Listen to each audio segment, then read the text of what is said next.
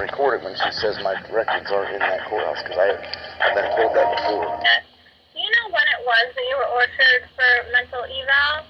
Yes, it would have been in 1989 and 1990, respectively. So it wasn't through this case? Because this case wasn't open until 97.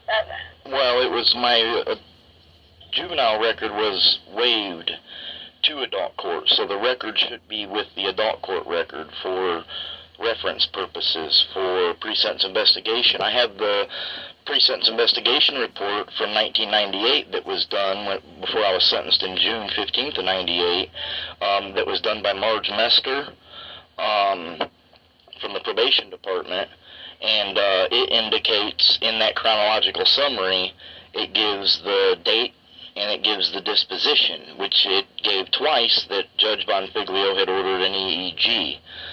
I've never received any kind of medical records on that, and every time I've tried to contact the court, they say that they can't find my records conveniently, but it should be with the adult record, because if that's what they used in the pre-sentence investigation as a sentencing factor for mitigating or aggravating circumstances, then it should definitely be there. It was used as the adult record in the pre-sentence investigation, so then it should be part of that record. Well, the pre-sentence investigation looks at any previous things, but the adult case, the only things in the file for that are what happened in that case. Yeah. Anything before that would be through juvenile, and I can't access those records. I only have what is in the file for that case in 97, which you're more than welcome to come go through. Can you, am I allowed to take pictures of what I'm looking at while I'm there? Yes. Okay, also, so I just can't bring a cell phone in the courtroom, that's the only rule? Right, in court they don't allow cell phones. It is allowed in the building. Okay,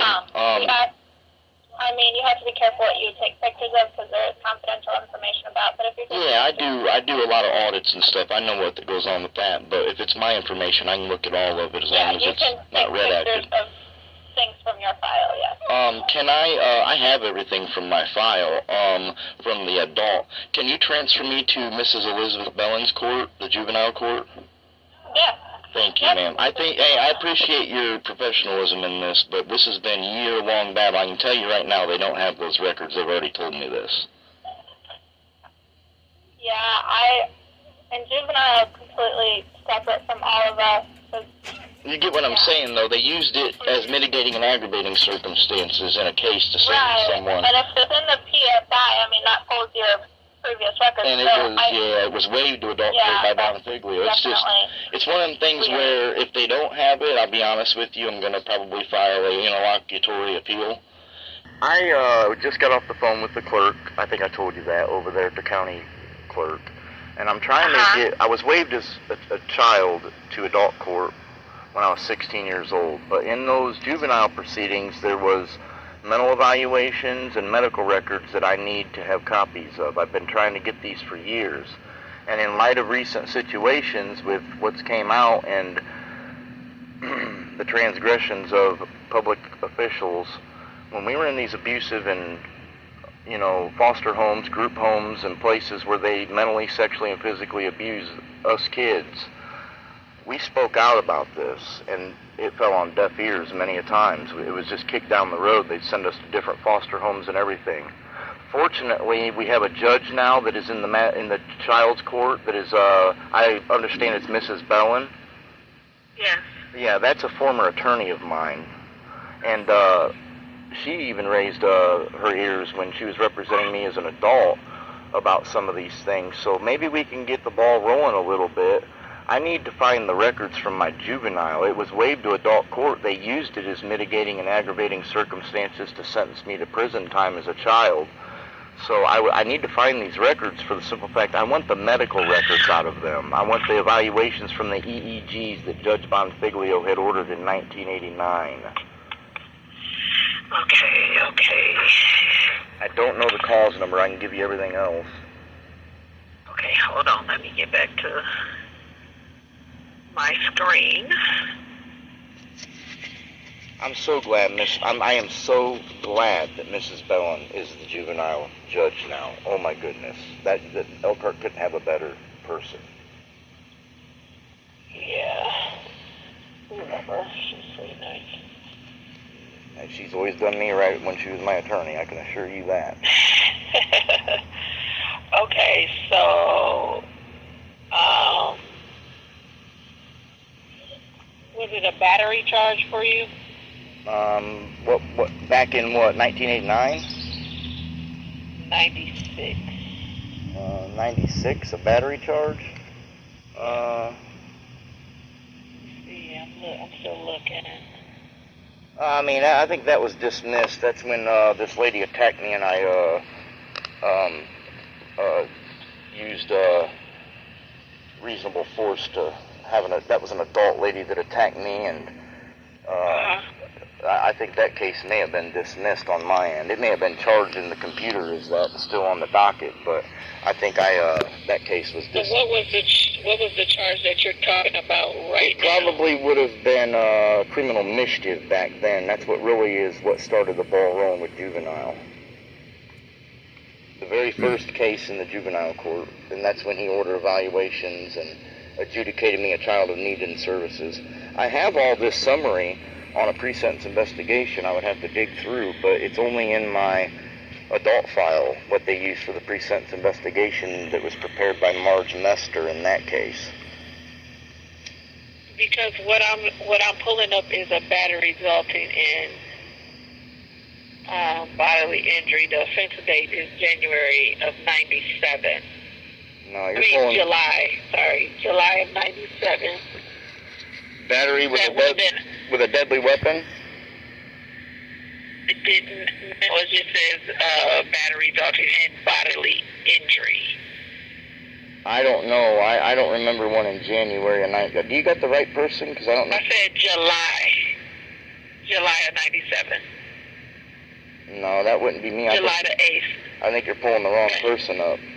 You got my right name? Okay, what's your birthday? That would be you? In July of 97. Yes, the offense date is July the 8th, 1997. No, I would have been I gotten out of boys' school around then. I got out of boys' school for, it would have been runaway and incorrigible on those charges. Well, whatever it is, they charged you with battery resulting in bodily injury. Because I have the cause number here. Well, and it's your name, your birthday.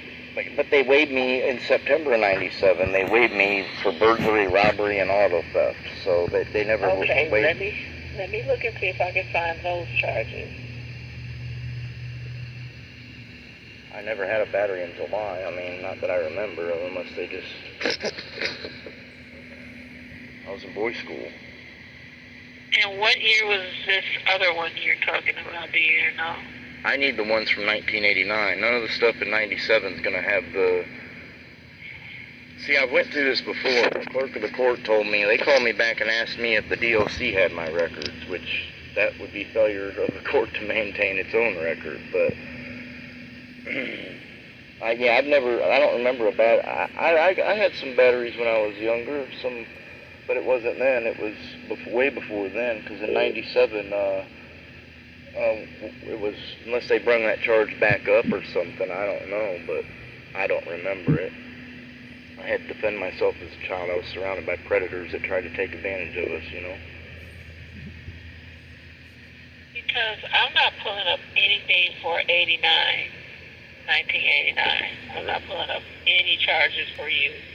Really? Yeah. So they don't have no record of... Oh, my goodness.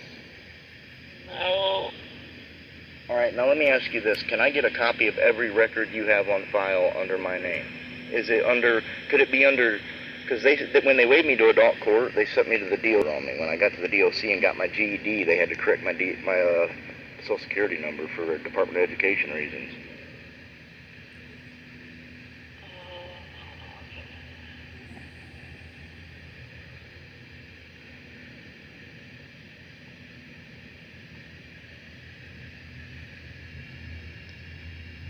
I know this is hard. You guys probably weren't even around back then. doing this stuff. Nope. I'm still a kid. I can assure you there's a lot of us going to come out of the woodwork. I'm a YouTuber. This is what I do. I go around and document and record corruption, and, you know, I FOIA request a lot of documents and stuff, but now I'm just going to give my channel as a voice to all these victims of the system, man. We need to start getting our public information requests done and getting our records and going through them and get them over to these big super attorneys like, you know, Schlosser and other people that like to investigate this stuff, because it's not the court, it's not Mrs. Bellin's transgressions. I can assure you that I've got tons of documents about Bonfiglio. I'm going to look in this, my supervisor's looking in the book, because I don't have anything in the computer.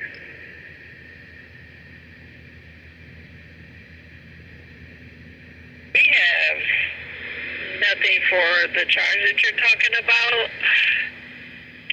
Man. Were you adopted? Never adopted. I was sent to foster homes throughout my life. Just basically it was one of those things where I was just transferred to, I was transferred to therapeutic foster homes from the age, I started at CAPS, just like they do with kids now. It started with Child and Parent Services on the corner of 9th and Highway, not the big building they built now. And then it went from there to taking me to all these foster homes and petting my hair at church and them asking if they were going to keep me and all this stuff, and oh, he's cute, and they start abusing their kids and doing things, and we report it, and then they transfer us to another foster home. It just kept going and going and going. It was never really a rehabilitation factor for me. Yeah, I don't have anything. Really? Yes, I can't find anything. Because I accepted my waiver to adult court under the advisement of Mr. Seymour and Joe at the juvenile center. Mr. Seymour being the Elkhart police chief now, the one that took me to court. Chris.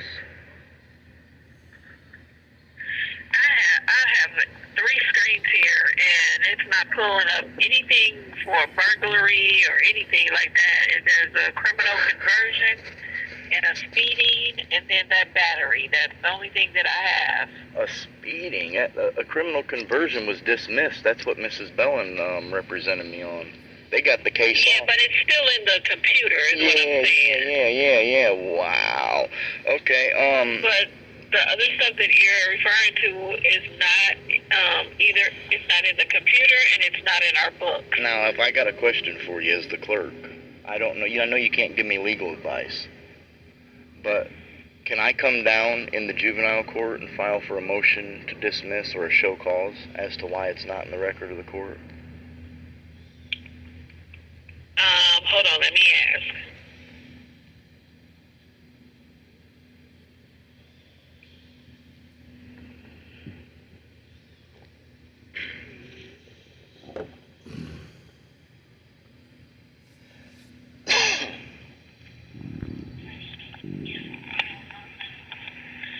Okay,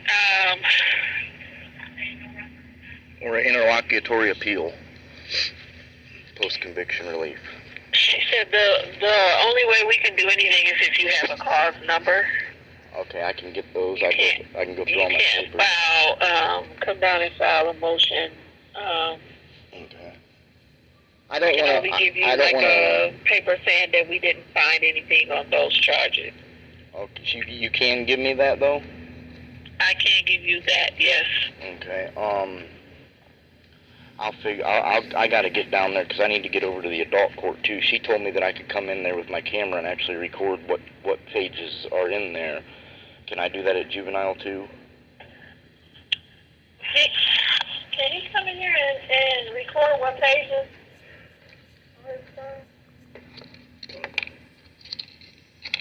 You can't record anything here. Oh, yeah, because it's You can bring your juvenile. Yeah. ID and we can give you copies. Yeah, I know, because juvenile courts are confidential. Sorry, I forgot about that.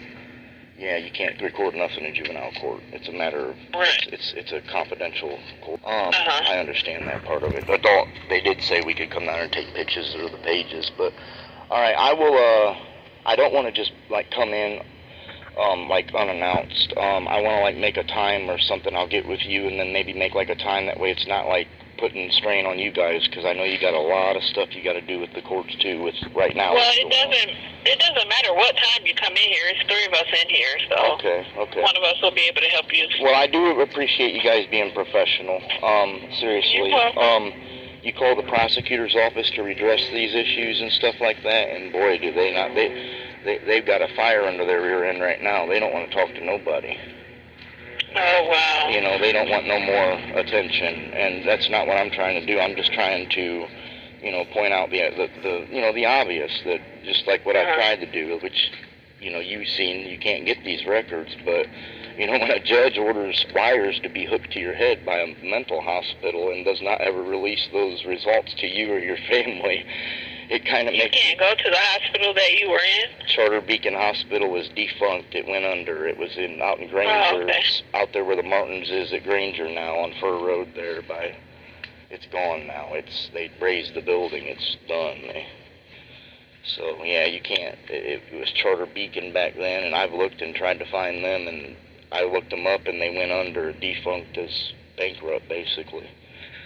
So yeah, I said I appreciate you guys helping me with that. I will come in because I would like to. How much is it per record per copy? We don't charge. Okay, that's righteous. I appreciate that, because you know